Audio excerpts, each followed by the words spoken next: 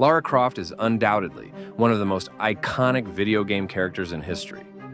Since her debut in the mid-90s, she's become a cultural phenomenon, inspiring countless game sequels, iterations, and even a movie adaptation.